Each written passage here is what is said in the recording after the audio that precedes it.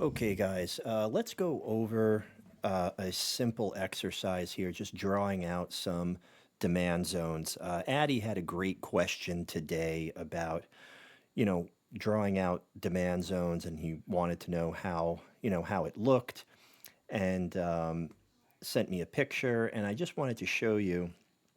Let's just box this out right here, this drop base rally. Turn that green. And this is a great exercise to do when you're evaluating any supply and demand zone. You want to go through your process, right? Your trend cloud process. So here we've got, you can call this a rally base rally, or you can call it a drop base rally. We've boxed out the basing candles, right? And when you look left, what did this move out, this impulse out of this area here? What did it break, right? It broke this, right? It broke right here. It broke through this, and it also broke through this, didn't it? All in one, all in one move. So, that's what you want to look for. You want to look for a break of structure. So this demand zone here, this drop base rally, broke through structure here, it broke through structure here, and it broke through structure here. And now we're starting to go sideways, right? So that would make this a great point of entry on the pullback. Okay, now that's not the only criteria, right? So on this pullback, we have to make sure, okay, and look at where this demand zone is on the higher time frame, okay? Take a look. On the 1 hour chart, look where this is. This is going to have to break through trend cloud. We're probably going to drop below negative 100. And we're also going to be just above that 200 moving average. We'd also have to break through the 100 simple moving average on the 4 hour chart. So do you see the path back to this demand zone? We're asking a lot out of price action, aren't we?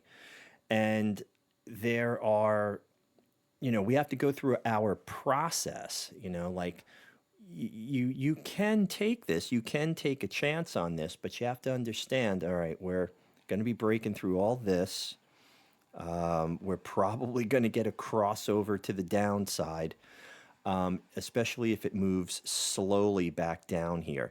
If we get some kind of spike that hits this area and then starts to move back up, that's something different, right? So those are two types of price action movements that could take place. But if this thing starts to just sort of meander back down, into this area, we're probably going to see, CCI drop below negative 100. High time frame momentum is probably going to turn red. And we're also probably going to have a downward, momentum signal here on trend cloud form, because look what it's doing. It's pulling into trend cloud early in the trend on the highest time frame, and moving back down. Okay, so what do you do in that situation? Well, you would have to wait, right? You'd have to wait to see what kind of reaction you're going to have off of this. So knowing when to wait is very important part of the process, right? Because just because you're coming into a demand zone doesn't mean that everything else is lined up, right? This is a really nice looking demand zone, but where are we in the process of this trade, right? We are in the context of the high time frame, is down, right? The trend is down. And when this starts to, when this starts to impulse back down into this area, we're probably going to get, we're probably going to have a downward momentum filter, right? This is probably going to turn red again. We're going to be breaking through the 100 simple moving average on the 4-hour chart. Maybe it wants to hit, maybe it wants to hit that 200 moving average a second time. Look at the reaction that took place off of the 200. 200 simple moving average, especially on the S&P.